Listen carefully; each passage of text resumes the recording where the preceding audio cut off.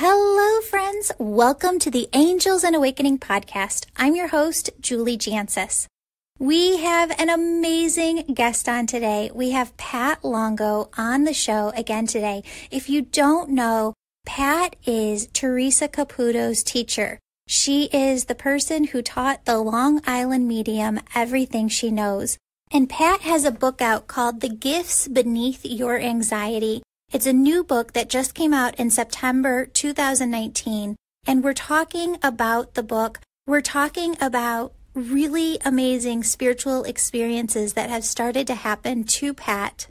And then over on the Angels and Awakening Podcast Tribe group over on Facebook, that's free. We asked everybody over there, what questions do you have for Pat? What questions do you have about her book? So we asked Pat those questions of yours, and she has answers for you today. Friends, the November Reiki certification program that we call the Angel School is sold out. We are having another Angel School where you can become a Reiki certified master teacher and also grow your spiritual gifts, whether that's mediumship, intuition, seeing colors, and so much more. Whatever your spiritual gift is, it does come out through this training program. If you'd like to go through the Angel School certification program, we are hosting it again on January 11th and 12th at the Hilton Doubletree in Lisle, Illinois. We're also offering this for the very first time online in January. We've done some beta tests before this, but we are putting this online so that if you can't travel from a different country or from a different state, you can come in and take this Reiki certification program called the Angel School online. Again, it really helps you to grow your spiritual gifts and get validation that those gifts are real. We also have an e-course this month in November. Today, we are starting the e-course. If you want to be part of this to learn how to nurture and develop your personal relationships with your angels, today is the last day that you can register for this class. You can register on my website, www.jancius.com, when you go to the shop page. Or email me at juliejancius@gmail.com and we can get that registration taken care of for you. Friends, one last thing. I just want to thank you all so much for how much you support me by booking sessions with me. I am so grateful for your support. My schedule is starting to book out now a month in advance. So if you want to book that session, I just ask that you keep that in mind because I try and get people in if they have an emergency. Sometimes there are people who get a diagnosis and they can't wait months to talk to their loved ones on the other side. So if you need an emergency session, definitely still reach out.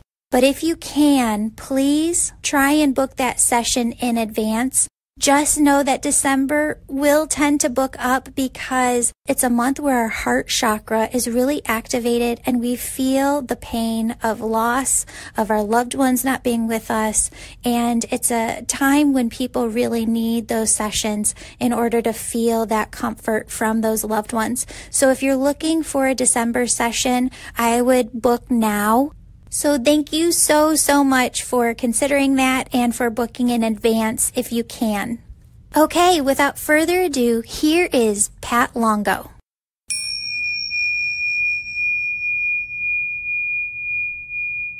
Pat, thank you so much for being on the show again. I'm so excited to have you here. And I'm excited to be here. Oh, thank you so much. So tell us a little bit about, you've got an event coming up. You're going to be in Chicagoland and then in Wisconsin? Yes, I'm going to be in at the Wilmette Theater in Evanston, Illinois, and then I'm going to the Ridge Resort in Lake Geneva, Wisconsin. That event, I believe, is completely sold out. I don't know about the theater yet, but I'm excited. Yeah, we've got a group going. So if anybody wants to come with us, we are going to the Wilmette Theater next Thursday night, and we're going to see Pat. Pat, what are you going to be talking about that night? What am I going to be talking about? That's a good question. Probably a little bit about the book. I don't really know. We kind of go off the cuff. And I have, I'm promoting the book, of course, The Gifts Beneath Your Anxiety. Simple spiritual tools to find peace, awaken the power within, and heal your life. So that is a big part of it. I imagine that Jennifer Weigel will ask me a lot of questions about that. And then we have some other silly, crazy stuff going on. And it has to do with something that's been happening to me over the last year that I'm aware of. And I believe you and I discussed it. Did we talk about the shadows that are coming out behind me when I stand against a wall? No, you did not tell me about this. Oh, okay. Well, it's kind of, how do I explain it? Last year in June, I was teaching a class. I teach 3 classes once a month. Wednesday, Thursday morning, and Thursday night. So I always stand up and the class and I meditate together. And I lead. They follow. Their eyes are closed. So are mine, usually. And what happens to me when I go into a meditative state, and this is going back 25 years, my arms go all the way out to my sides, way back to a painful point. And my head goes way back, and I can't bring it forward. It's really difficult. And this is a long time, but who sees me meditate? Nobody. Everybody's eyes are closed. So last June, it was towards the end of class, and I was, we started talking about past lives. Somebody asked a question, and then somebody said something else, and I mentioned something called face changes. I don't know if you're familiar with it, but when I went to classes 25 years ago, and then when I started teaching classes, we did something called face changing. And that means if someone focuses on, let's just say, the center of your forehead, they're looking at me, they're focusing, and your peripheral vision, it's a way to pick up auras, okay? It's how you see auras, but it's also how you see face changes. Now, it's kind of like the black and white video that Michael Jackson did many years ago, and the face just moves very quickly. And we used to do this. I haven't done it in a long time. So the student said, oh, could we do it? And I said, well, we have like 20 minutes left. Okay, I'll be the subject, and you guys just move into the center and take a look, soften your eyes, and see what you see. Yell out whatever you see, call it out. So, of course, I'm sitting quietly behind the table, and my face starts to change, and I'm hearing, oh, your face just got younger, you have long golden curly hair, oh, you have a beard, you're bald, all these things are going on. And Now, just so that I throw out there what I believe it is, I believe it's past lives. I believe it's the past lives that we've lived, and that's just what I believe. So is this can I prove it? No. you? Is this coming to you at the same time that they're seeing it, or are they just reporting to you what they see? They're reporting what they see. Okay. I'm sitting there minding my business with my eyes closed.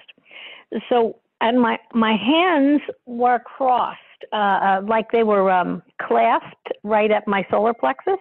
Okay. And what happened was my hands started to tug and pull like it does when my hands are going to go flying out to the sides. So I knew it was coming. I tried to stop it because I had new people in the class and they weren't familiar. And remember now, usually their eyes are closed. So they're looking at me. And my hands finally pull apart. I can't stop them. They went all the way out to both sides. My head went back. So I was completely cognizant of what was going on. I just very nicely said, just for those of you that aren't familiar with this, when I'm sometimes in a meditation or around a lot of energy, my arms will go out and my head will go back. It's okay. Don't worry about it. Just keep doing what you're doing. So within seconds, I started hearing things like, oh my God, and holy, you know what. And it kept repeating. And now I'm like in a panic. I don't open my eyes. I said, what? What's the matter? You know, what do you see? And it seems that wings appeared behind me and completely covered the entire wall. And they were very, very distinct from what they told me. Very specific feathers. They went to the ground. They came out from my waist and spread up and spread down. So this was a little bit surprising. I wasn't expecting it, that's for sure. Yeah. And yeah, so they're telling me now, there were people crying. There were people stunned, shocked. I could say all kinds of words based on what they told me. Now, one of my siblings, my sister Eileen, was in the room, and she said to me after the fact, she said, I wanted to run and get my camera, but I was afraid to miss anything because it seems that when I moved, the wings would move in a different direction. So it was very overwhelming, would be what I would say. So what do you make this out to be? Well, let me just complete it, and then I'll give you what my students think, and I'm kind of agreeing with them at this point. Okay. I did this again each time I meditated for 3 months, and I allowed the class to watch and see what they saw. And many things manifested on the wall. There was much, much, much more than just the angel wings. I wish I had gotten that on camera because I did not have that particular night. Mm-hmm. And I have since gotten the wings last month, actually. I did it again this year. I stopped after 3 months last year, not understanding what was happening. I would get many, many arms coming out my sides, up to 7. And it's like apparitions all over the wall that are moving, if I move, they move at a different speed. And some people see Jesus, some people see Mary, some people see angels, archangels behind me, stepping into me, purple coming out of my mouth, colors coming out of my hands, a dove coming out of my chest. You name it, they're seeing it. And I really was not quite sure what to make of it all. And I thought, I have so many gifted students in my class. I asked them, don't call things out anymore. Let's just be quiet. And I want you to feel it. Because while I'm doing this, I know what's coming out of my body as far as energy, mm-hmm. healing, amazing mm-hmm. healing, and light comes out. I can feel it. That I always have been able to feel. But again, I never saw it. Nobody ever looked at me. So how was I to know what was going on? So I've had it checked out as far as lighting. I have a couple of professional photographers in my class who say it cannot happen. Listen, I've looked at all the skeptical sides of it, mm-hmm. and it's something that you can't explain. An electrician and his wife came to see me recently, and I showed them a few pictures because now we have videos and pictures of it. And he got up and showed me a plant on the wall, and he explained about the leaves and the shades and, how they show themselves on the wall, why it's darker here, why it's lighter there. And once again, he said to me, this is impossible. I said, okay. So when I asked my students, what do you think? I want you to tap in. I want you to see what you get. I want you to channel. And everybody keeps coming out with that it has to do with faith. It has to do with people who don't believe, finding something to believe in, something this cannot be explained. Mm-hmm. And it's quite amazing to look at. I have hundreds of pictures now. That's amazing. Yeah, it is. It is amazing because they're all very different, and some look like eagle's wings. The angel wings are very specific. I put it up on Facebook, actually. I put one picture up 2 weeks ago. I just wanted to see how people felt about it. Yeah. And I put it up, and I just said I was in the middle of a healing meditation when Spirit felt I needed a little extra help. And I left it at that just to see what I would get. Well, you know, I got hundreds and hundreds of people's comments and shares, and you know, all good, nothing in a bad way. And so I stopped doing it now. I did it again for 3 months this year to see if it was going to change or if anything was different. And different wings, more wings came, more arms came, more movement, many different things.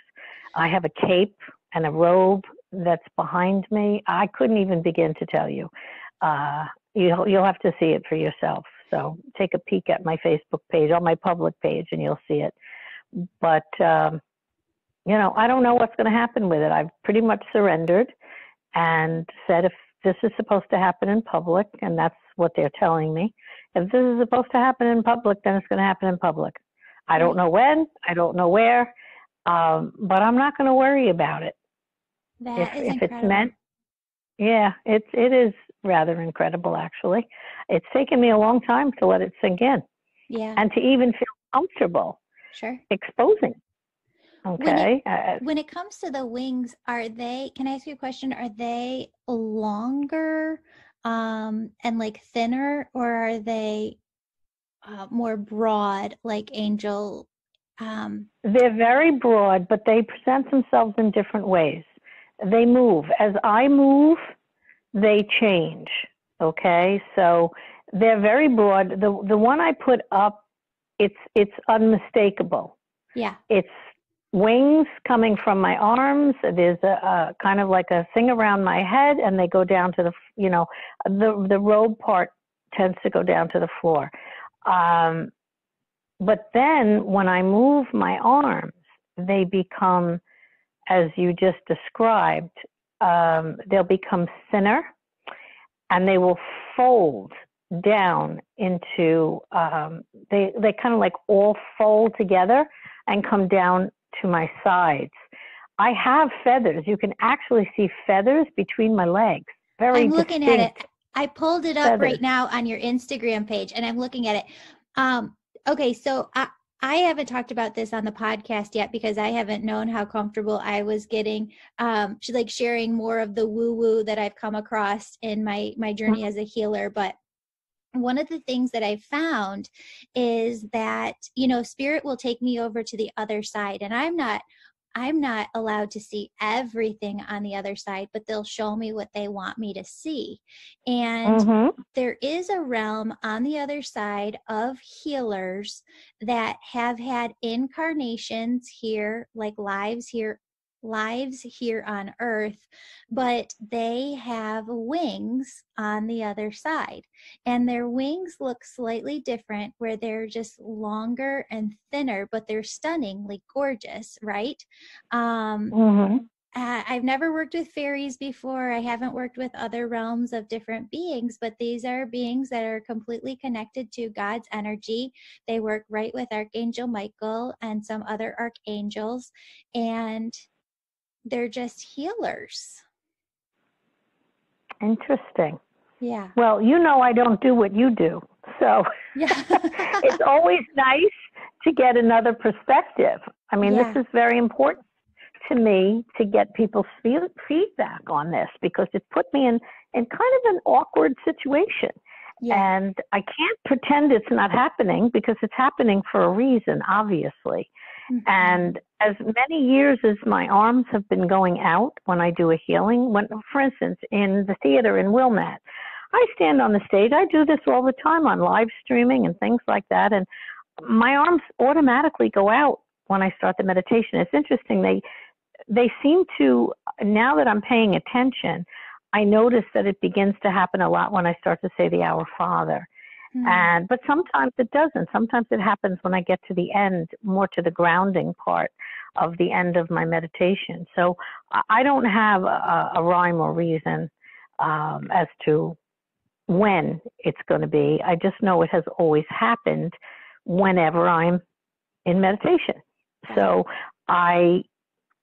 when I stand on stage and everybody closes their eyes and they begin to play my meditative music, my arms go out. Nobody's looking.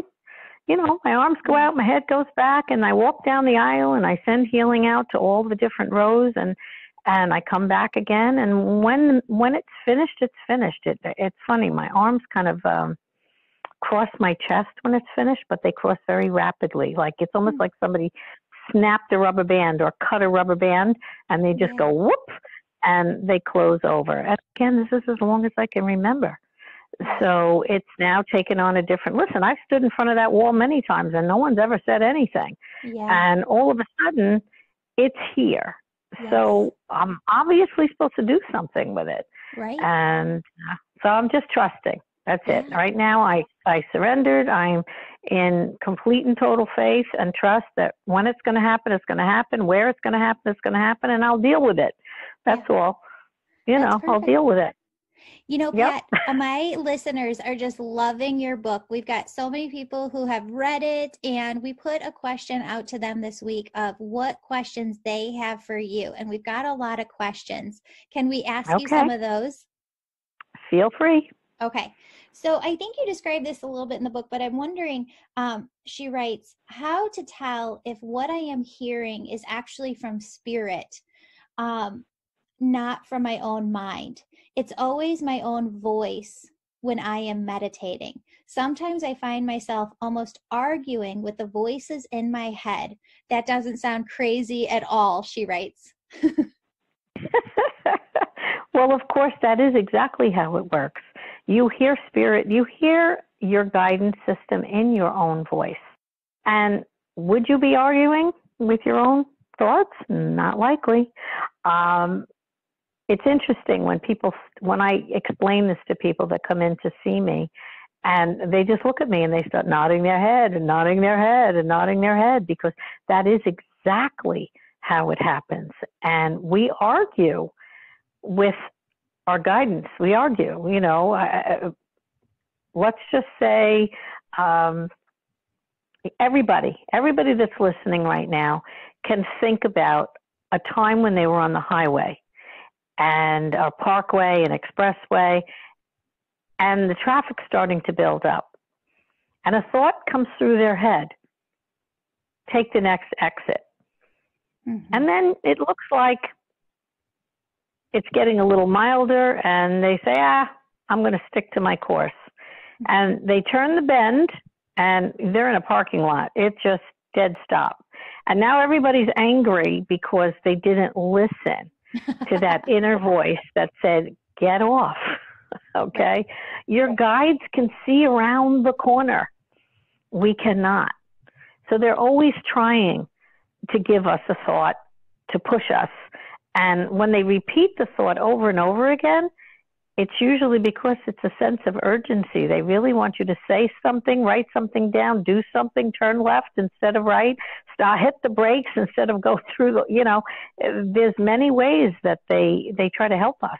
Mm-hmm. Yeah. So I would tell her to listen carefully as long as there's no fear involved.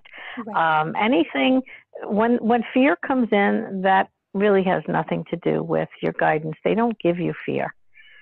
They only direct you with love, and they do try to help us navigate our lives. That's the whole purpose of having the intuition. Right. That's perfect.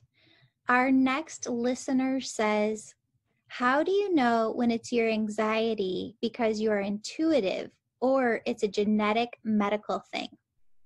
And she's also got a follow-up question. She says, also, I'd like to know why my anxiety is more prominent at night.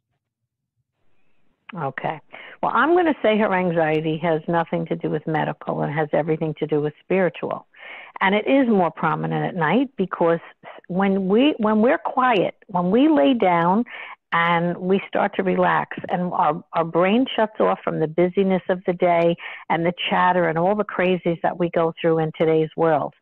When you lay down and you get quiet, spirit is much more apt to get a hold of you. They want to get your attention. So they come in a little bit closer. You become more aware of it.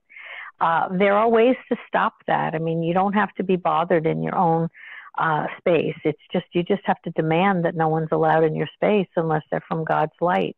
And even at that point, you're still allowed to demand your own space. So that would be my answer there. I have tried every case that I have met, every person that's come in here with extreme anxiety. As much as people think it's medical, I'm not finding it to be so. Mm-hmm. Doesn't mean certain people may not need a little something to help them. It doesn't mean that maybe there is, some mental illness there. But if you're technically, a typical person that goes around from day to day and gets through life, and then you have anxiety, then I think it's connected to spirit. Mm-hmm. I'll rest my gavel on that. Yeah. Well, and it's interesting because it seems like some people experience this heaviness with the anxiety.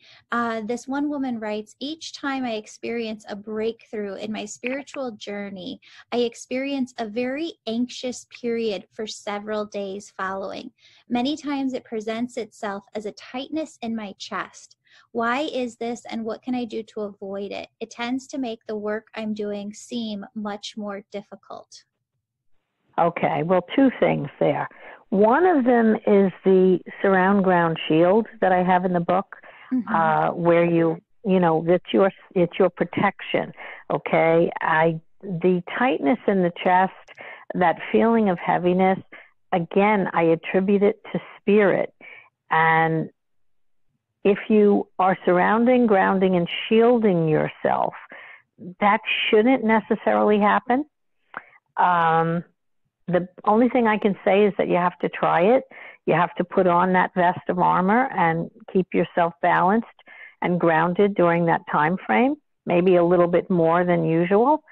And after the breakthrough, I would think it shouldn't happen. And if it does, email me, patlongo1111@gmail.com, and I'll discuss it with you. But it shouldn't happen. You should be in complete control of your space.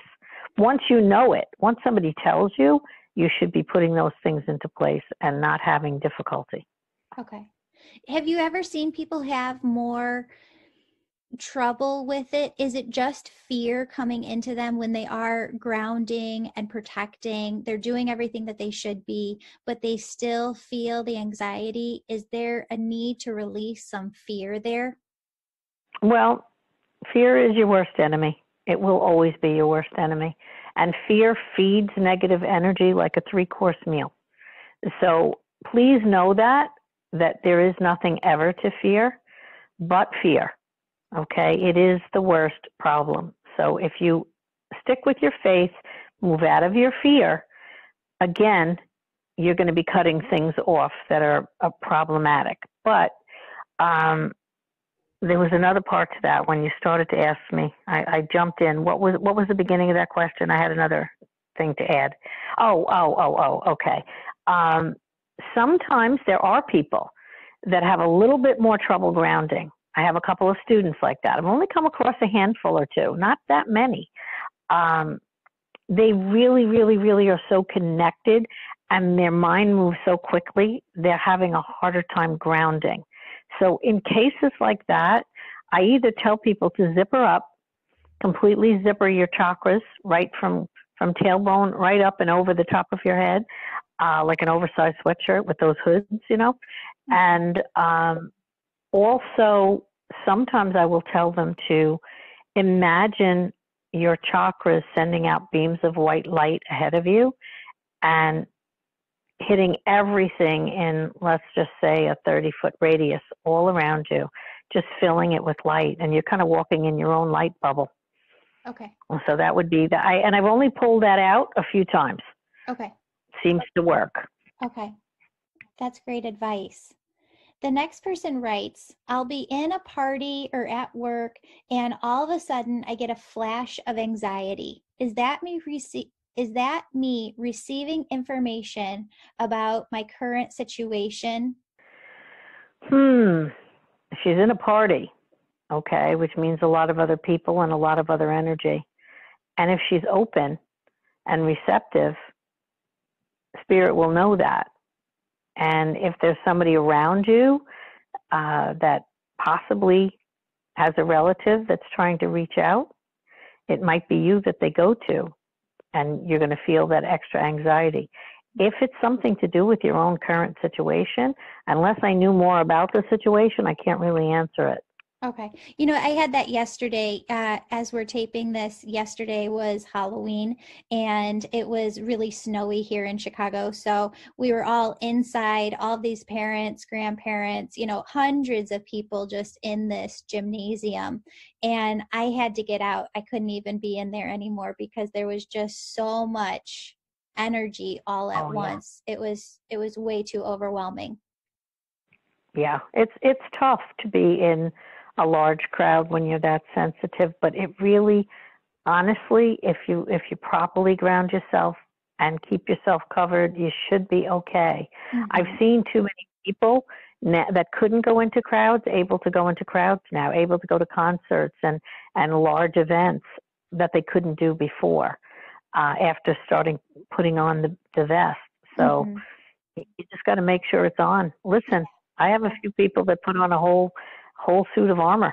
They don't just settle for the vest. They put the whole suit of armor on. And if you got to do that, it's only another thought. Right. Do you say snow?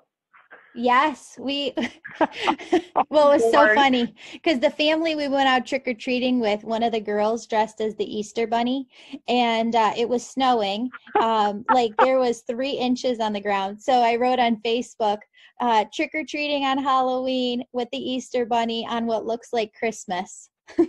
Oh my goodness. I'm going there next week. Snow, you're telling me. I guess I better be prepared. Bring your jacket. I wasn't thinking snow. I was not. I'm glad we had this conversation. Yeah. I was not thinking snow. Okay, what else you got for me there? Okay. How do you discern what voices in your head are your ego, subconscious, versus your higher self, your intuition, and spirit? All right. Well, again, ego is many things. Okay, to me, ego is not boastfulness or pridefulness. Right. Ego is anything that's not godlike. So that's fear, that's doubt, that's worry, that's jealousy, that's anger, that's blame. There's so many, insecurity. That's all ego self. And if any of that is attached to it, that's how you would know that it's your ego. You have to watch too when you open up to all of this, to not be saying I, or me.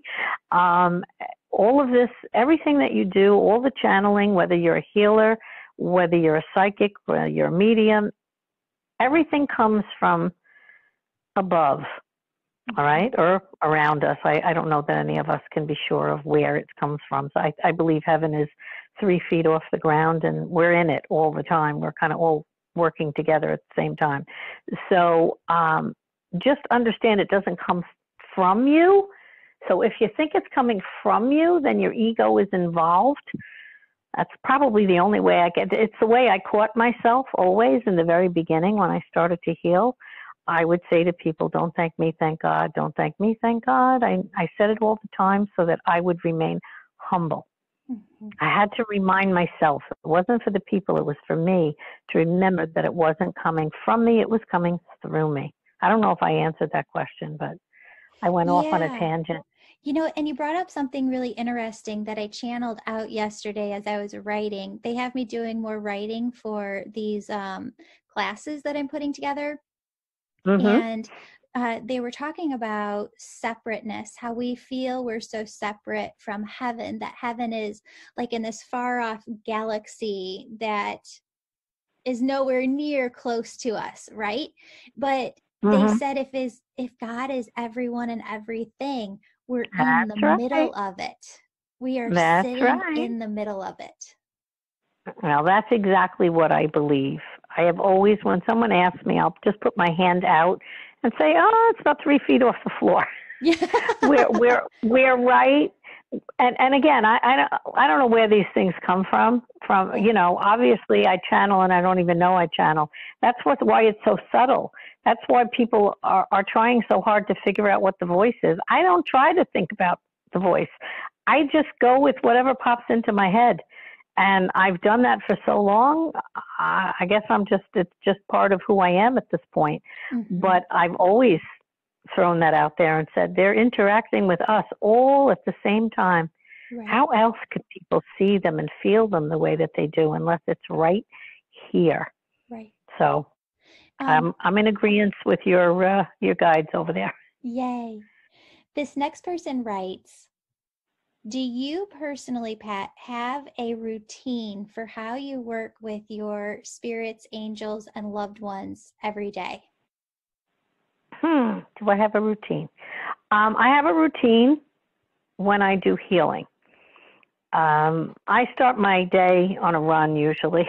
I'm moving very quickly, so I don't stop to do much of anything except get ready for that first client to come through. Mm-hmm. But when I begin to do a healing, the first thing that I do then, that's when I ground, surround, and shield. Right then and there, I put my hands on their shoulders and I connect with their energy, and I completely ask God to fill me and surround me with his white light and protection. I ask Mother Earth to send grounding through my feet and out my hands. I ask God to heal the soul and spirit of the person in front of me, and the rest just goes from there.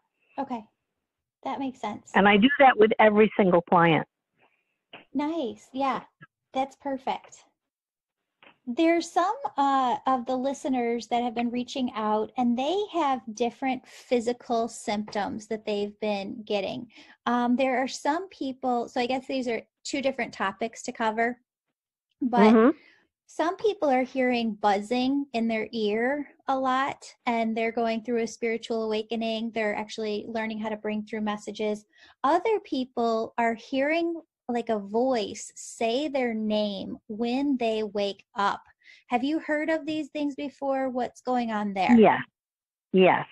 Well, the buzzing or high-pitched sounds or ringing, even tunnel sounds, like you went in a tunnel or you went underwater, these are all common with every student and client that I have. And there's also the other one, the one that's like a muffled chatter. You're in bed and it sounds like there's a party going on in the next room and you weren't invited. Can't make it out, but there's like a lot of muffled chatter in your ear. So all of that is all part of the awakening. It's all part of your angels and your guides and loved ones trying to get your attention.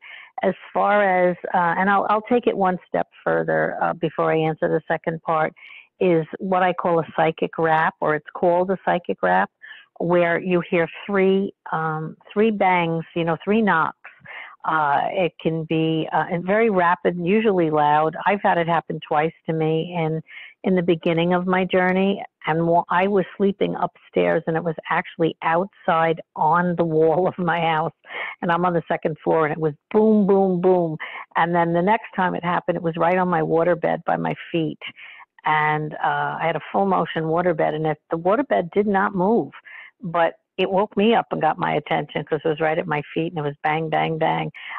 So again, that is also something that people shouldn't be frightened of. It's just kind of like, this is your wake-up call. Wake up. We're trying to get your attention. And now I talk so much, you're going to have to repeat the question because there's the other part I want to answer. Go ahead. So that was the buzzing in the ears. And, that person also asked, when it comes to the buzzing, hearing that buzzing, she wrote, when I have the buzzing in my ears, how do I know what to focus on? It seems like she can't focus on anything else except hearing that noise. Okay. So many people think they have tinnitus and they go to the doctor. And, if I ask my students to raise their hands, if they have this stuff going on, everybody's hands in the air. Mm-hmm. So she's certainly not alone with it, but what to focus on. First of all, if it's that, I'm going to say annoying or distracting, you can ask them to back it up a little, to quiet it down, and they tend to listen. You pay attention to what's going on around you at that time, or what your topic is, what you were thinking about, or maybe what your concerns are when the buzzing begins, and maybe they're trying to give you a little insight into that. But you have to ask them to quiet it down a little. Tell them you're open to listening. Or maybe that would be a good time to light a white candle and pick up a pen and try try to get a little automatic writing out. You might get more of a message that way.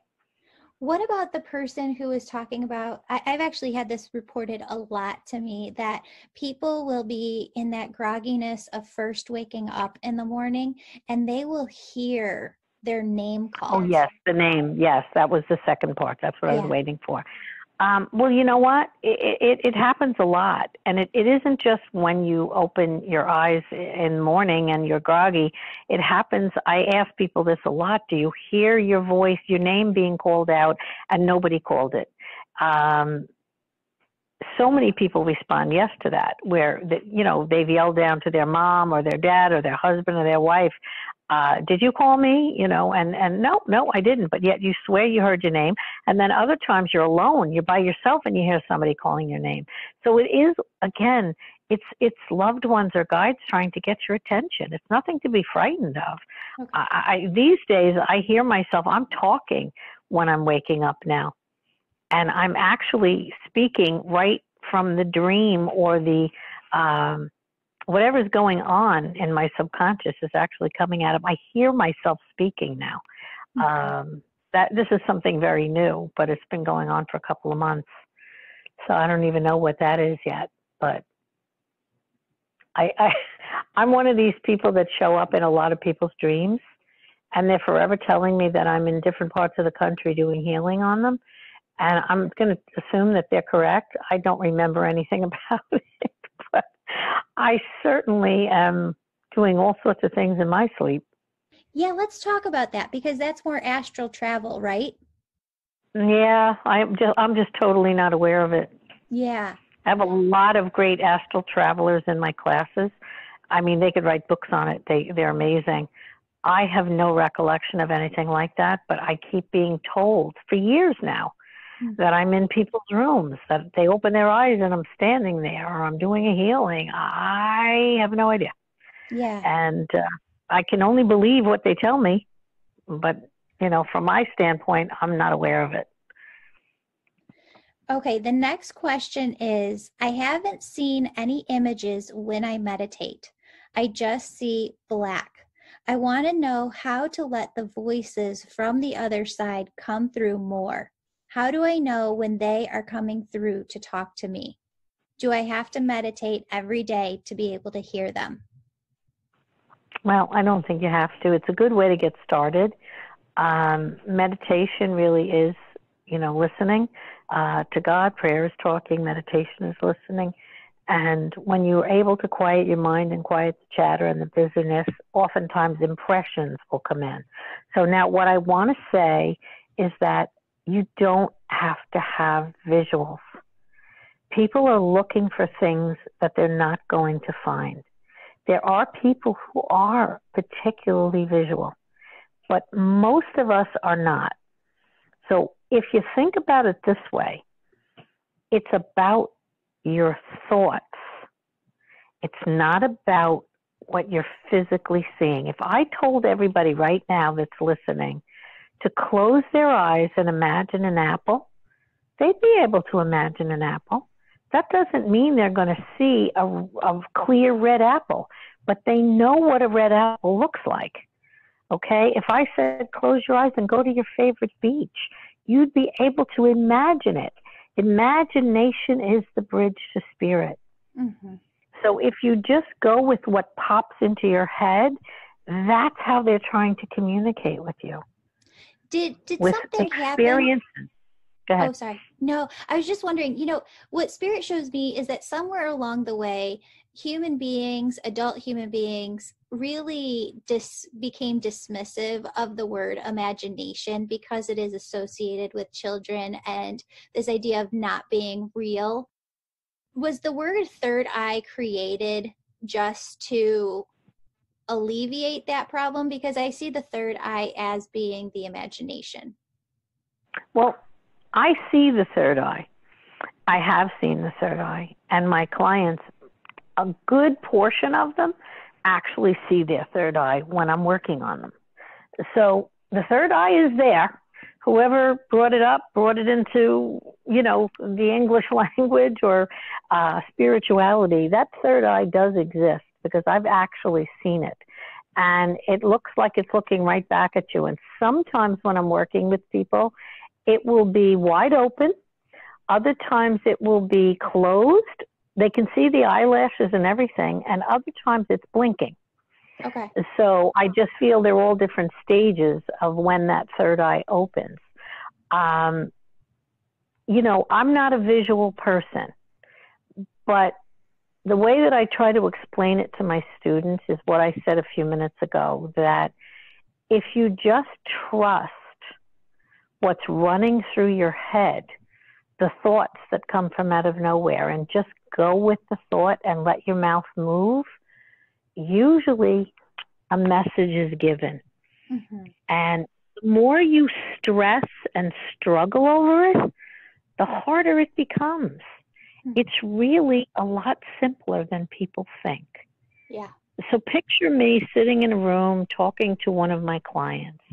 Now, I just sound like I'm talking just like I'm talking to you now, but a story pops into my head, a memory or an experience that I have experienced, whether it was me or whether it was a client I was working with or a family member. And all of a sudden, I feel the need to just tell that story. Mm-hmm. And that's the story that makes the most sense to the person sitting in front of me. Totally. I don't know that going in. I just trust it. Right. And I remember we talked about this in the last podcast, but for anybody who hasn't heard that one, we talked about how there can't be one dictionary of terms of how the other side comes through and conveys messages, because the dictionary is associated with the individual who's bringing through the messages. And Correct. My past experiences or library of experiences and how I perceive those experiences, how I thought about them, is different from you and different from everybody else.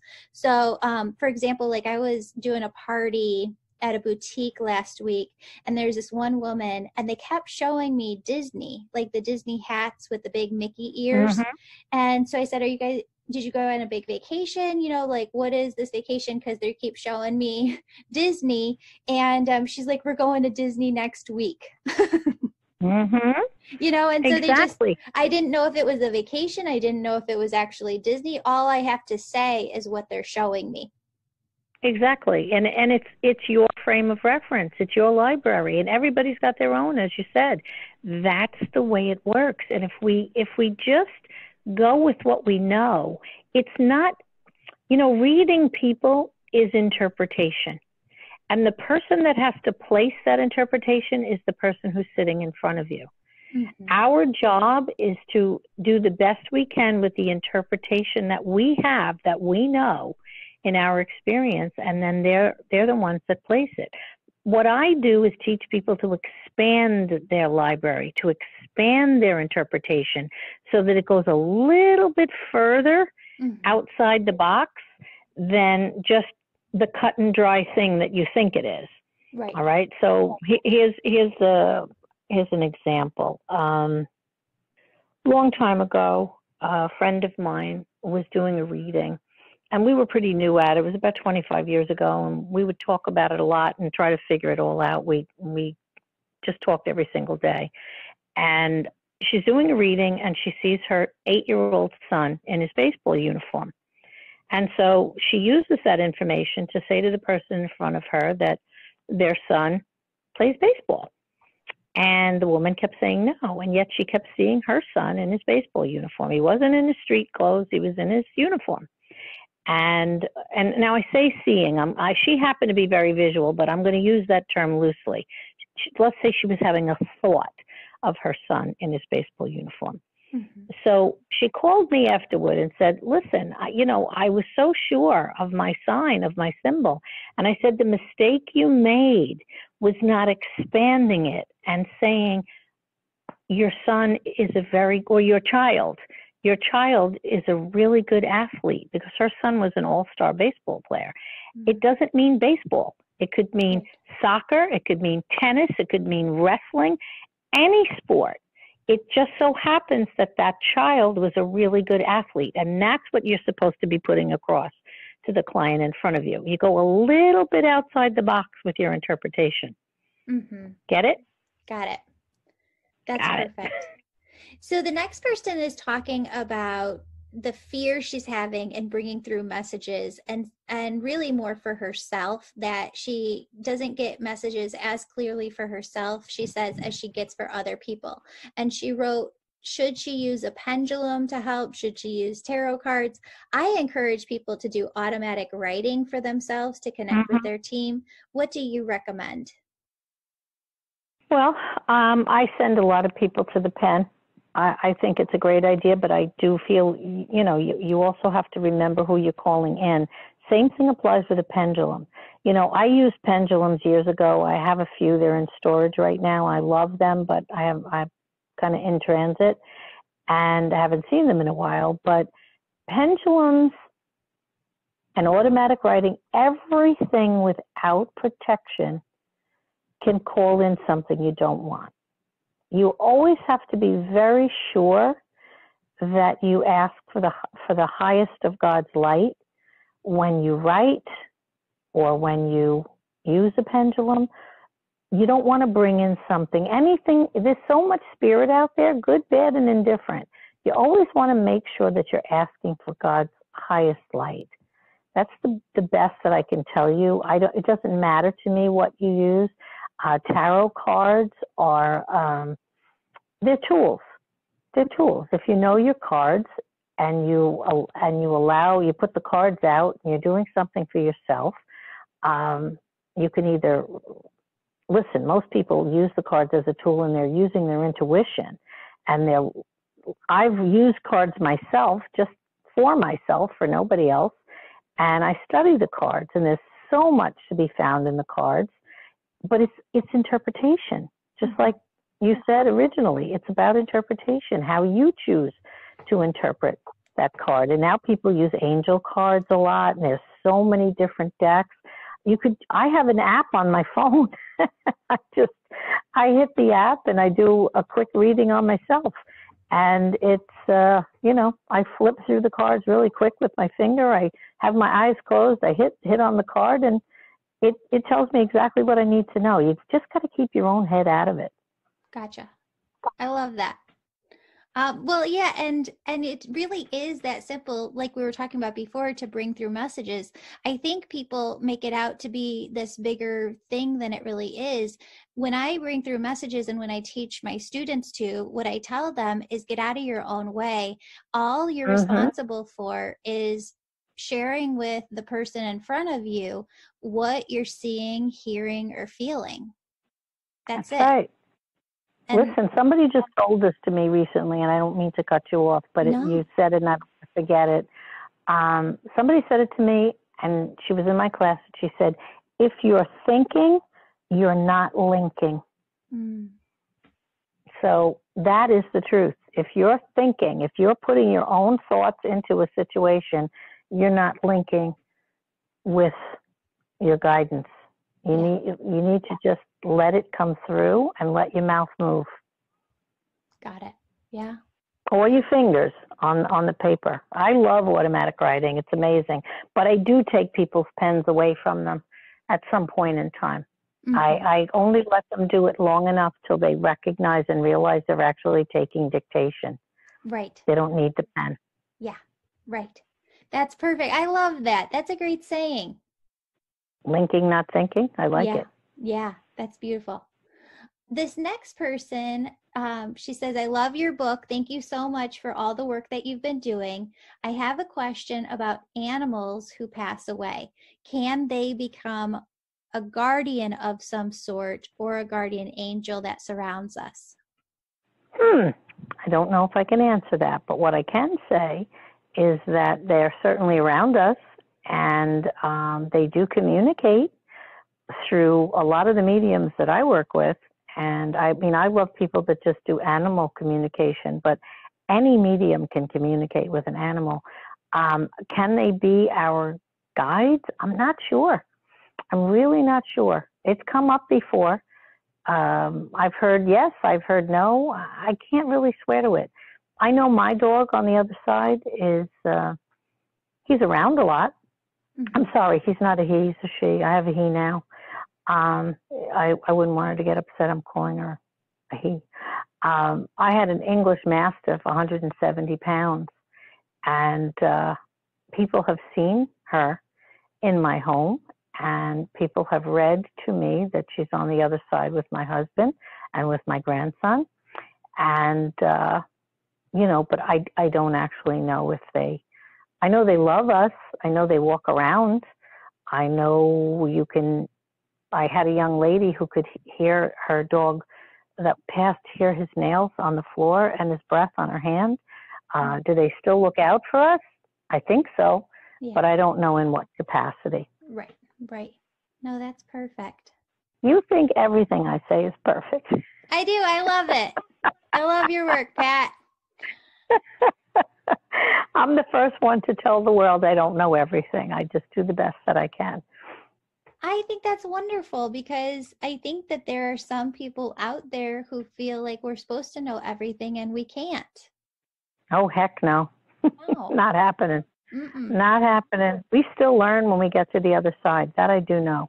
Yeah. There's a lot more. And I've learned most of that really through doing past life regressions and, putting people on hypnosis and getting such amazing feedback from guides and angels and loved ones.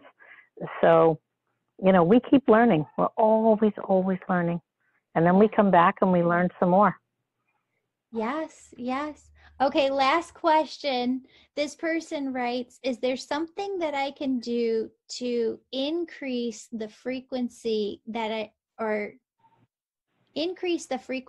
or the volume at which I'm hearing spirit? Increase the frequency or volume. Okay, so she wants to hear them a little louder. And the frequency, practice. When I work with people online or, on the phone with clients from different states and countries, I tell them they have to come up with a practice venue of some kind. You can always start with your family if your family's open to it. You need to get validations. You need to do it more often. Sometimes I'll tell people, get two people that you trust and they know what you do or what you're interested in, and ask them to get two strangers each.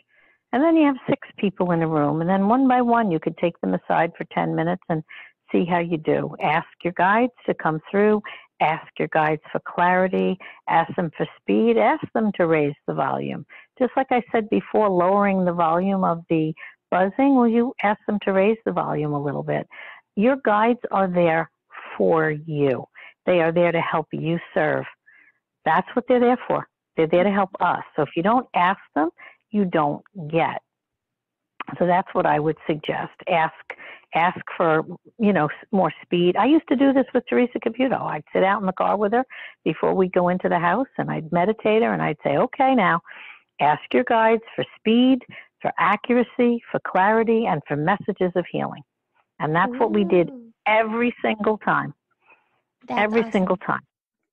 Maybe on so the next... I put it in the book. Go ahead. Maybe on the next episode, could we do one of those meditations? Sure. Okay. Sure.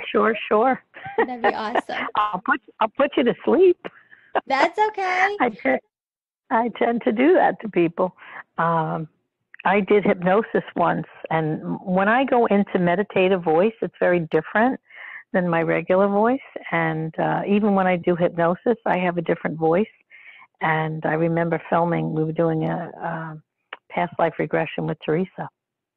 And I warned the cameraman, I said, if you come in the room and you're going to be recording this, you're going to go out, or you're going to go right into hypnosis. I can't be responsible for more than one person in the room. And the one fella, he started to get all kinds of days. He had to put headphones on. So I just warn you in advance. Wow. And anybody was that that bought for my her Audible, show? yes, that was for the show. Yes. Sorry. Anybody that. Oh yeah, go ahead. I just want to say, anybody that buys the Audible book, please don't do it in the car when I do meditations, because I drop into meditation voice and you'll be very spacey driving. So I do not encourage that. No meditations in cars. Oh, what episode? No, that's wonderful information. Yeah, because you don't want to be in that meditative state if you're operating machinery or a car. Don't want to put anybody in harm's way. But we stopped having What cable. episode? Yeah, yeah.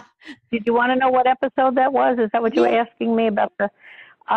It was in. I don't know what episode it was. I know it was in season 2.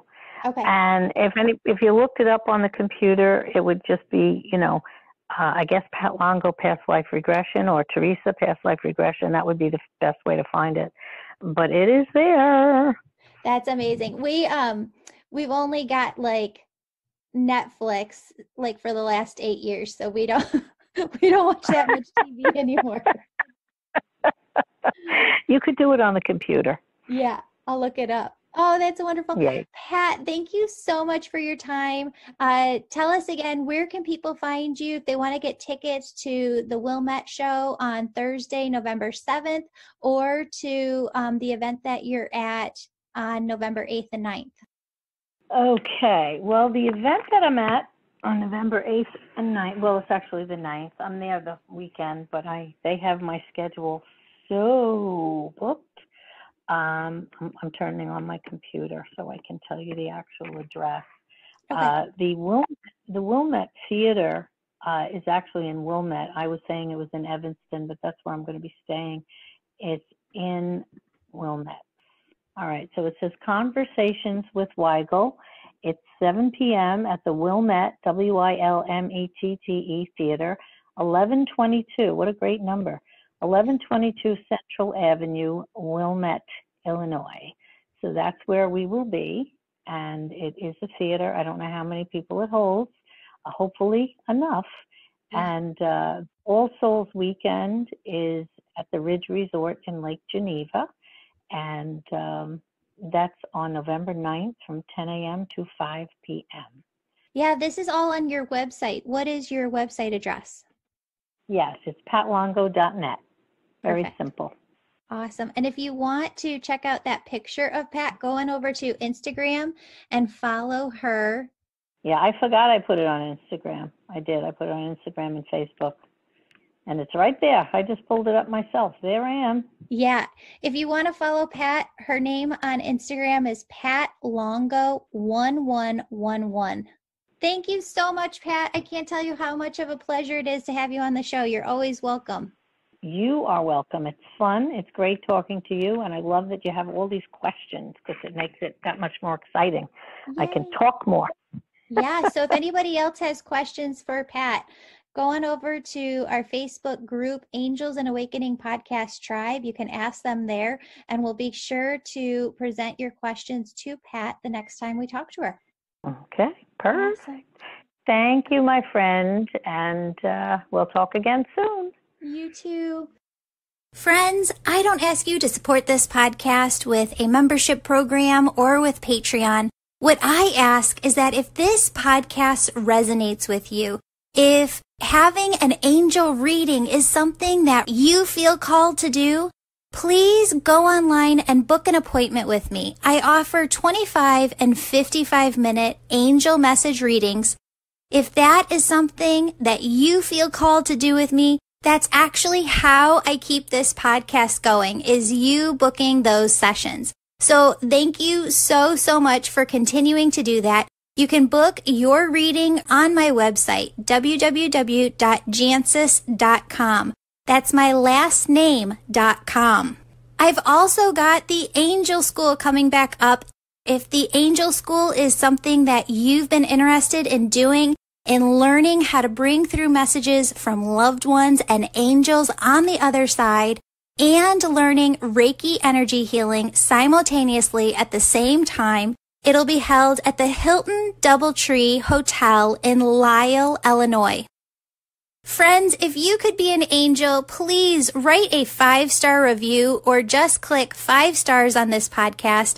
Subscribe to this podcast. But when you do review us, you leave a positive 5-star review, we enter you into a monthly drawing to win a free session with me.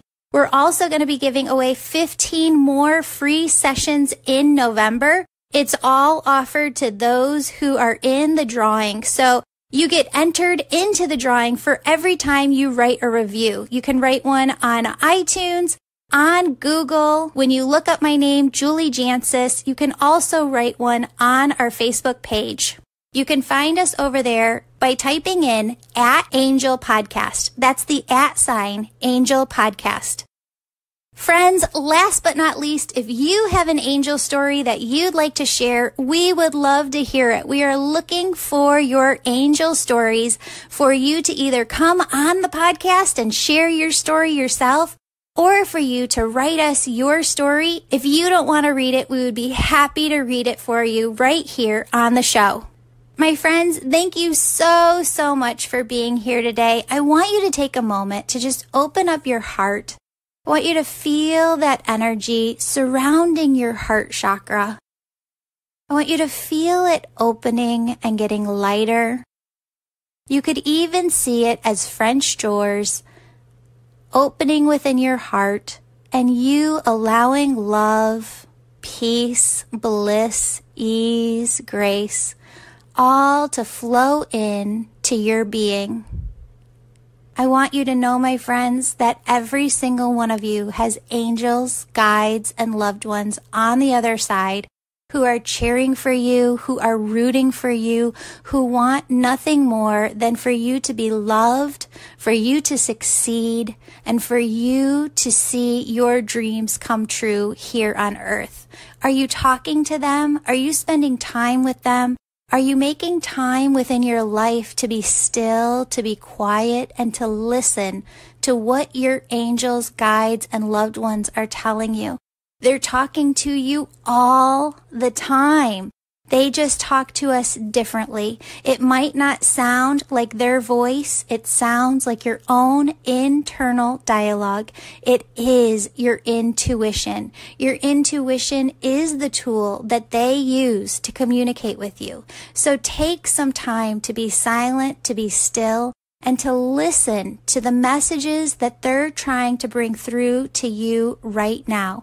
It's never negative. It's always positive. That's how you know it's them. And don't forget to ask them for help. The more that we ask our spirit team for help, the more that they can do for us. So get up in the morning and ask them to help you throughout your day. You can say that little prayer while you're getting ready for work, while you're getting ready for school. You just incorporate it into your daily routine. My friends, that is how you open up your heart to all of the unexpected blessings that your team is trying to bring into your life right now. Watch out for the signs because they're also bringing you those. Friends, I love you so much. They love you so much. Thank you for sharing your time with me today. I feel so blessed to have you in my life. And I feel so blessed to be a tool that God can work through. Because believe me, friends, none of this is me. It is all spirit. I love you so much. They love you. Have a beautiful, wonderful, fantastic, incredible week. Make it a great week. Until next time, sending you peace, bliss, and many, many blessings.